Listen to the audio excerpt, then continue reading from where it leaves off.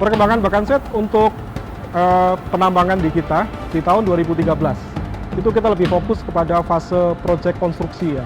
Jadi kita menyelesaikan untuk kebutuhan konstruksi untuk penambangan 2014 dan seterusnya. Beberapa infrastruktur yang kita selesaikan di 2013 itu dari mulai camp untuk karyawan, kemudian untuk kebutuhan kantor atau office, kemudian untuk pabrik,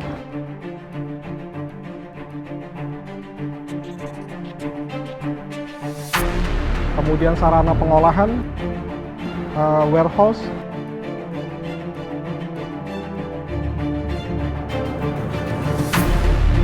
maintenance,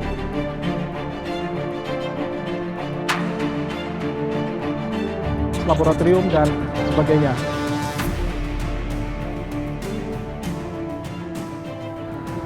Fase konstruksi ini kita selesaikan sampai dengan akhir tahun 2013, tepatnya di awal Desember. Memasuki tahun 2014 itu adalah produksi perdana kita di Bakan, sampai dengan 2015 ini. Untuk kedepannya di Bakan, kita merencanakan adanya peningkatan produksi secara berkesinambungan.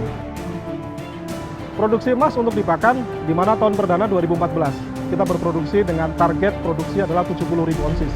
Sementara sampai dengan akhir tahun yang lalu di 2014 kita dapat mencapai target itu sebesar 71.000 onsis. Untuk tahun 2015 targetnya itu meningkat kembali, itu menjadi 99.000 onsis.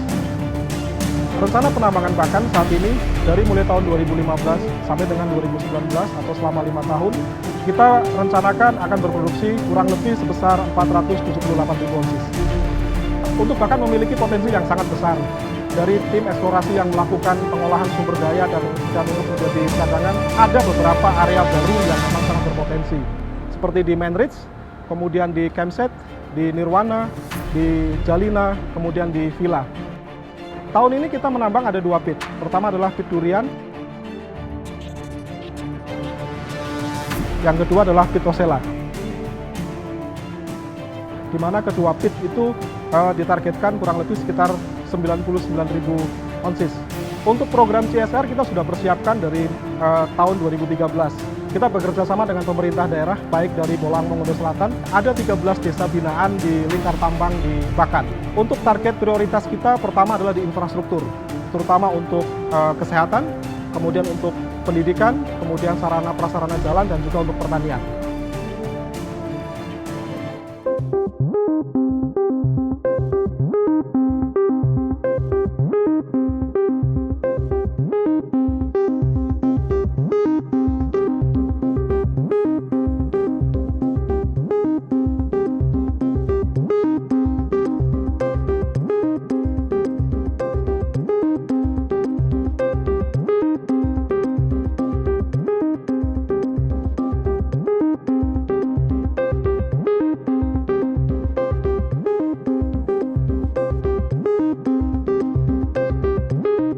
Tahun 2013 sampai dengan 2014 itu adalah tahun kita melakukan kegiatan konstruksi.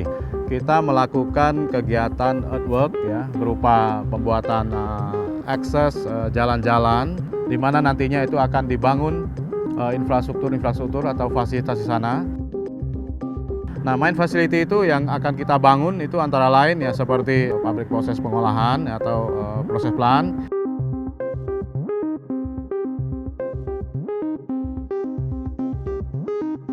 Kemudian juga workshop, bengkel.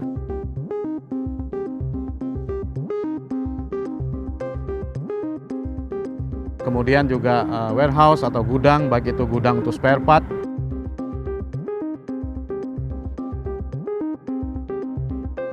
Maupun itu gudang chemical. Kemudian juga pond, itu kolam-kolam, beserta juga leach pad ya, itu kita bangun. Water treatment juga itu kita bangun untuk mendukung kegiatan kita. Di tahun 2014 sampai dengan tahun 2015 itu adalah tahun kegiatan produksi ya. Kita lakukan di mana kita menambang batu-batuan yang mengandung biji emas. Kemudian kita olah di pabrik sampai didapatkan emas-emas batangan tersebut gitu.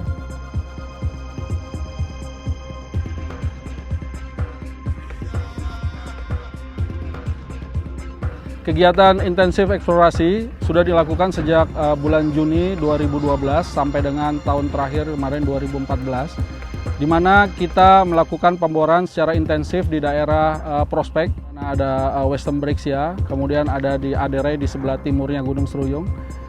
Dengan data terakhir itu kita mendapatkan resource atau sumber daya alam kita sekitar 422.000 onsis. Untuk produksi kita di Seruyung ini per tahun itu adalah sekitar 60 sampai dengan 70.000 ons. Nah, cadangan yang ada di tempat kita ini di Gunung Seruyung saat ini adalah sekitar 420.000 onsis. Nah, ini dengan kapasitas produksi yang demikian, maka umur tambang kita saat ini kira-kira sekitar 5 tahun saja. Di Seruyung ini selain kita menambang, ya kita juga ada kegiatan revegetasi atau reklamasi. Jadi berupa penanaman kembali lahan-lahan yang sudah terganggu ya akibat kegiatan penambangan kita ini. Nantinya kita akan cover dengan topsoil atau tanah merah dan kemudian kita tanami lagi dengan tanaman-tanaman supaya areanya menjadi hijau kembali. Begitu. Perusahaan juga ada semacam investasi sosial ya, di mana di sini perusahaan akan berusaha untuk berkontribusi dengan keberadaannya di sini terhadap masyarakat di dalam lingkar tambang terdekat ya.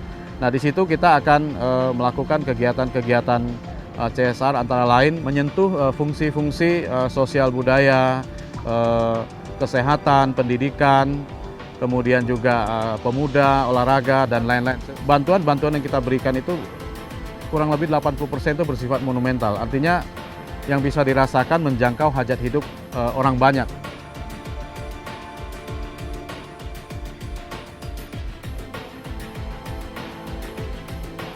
Untuk PT Sago ini ke depannya, karena sesuatunya tambang emas yang ada di Kabupaten Nunukan ini, bahkan di Kalimantan Utara, kita berharap banyak dalam hal ini, misalnya di dalam pemberian CSR itu bisa lebih maksimal lagi.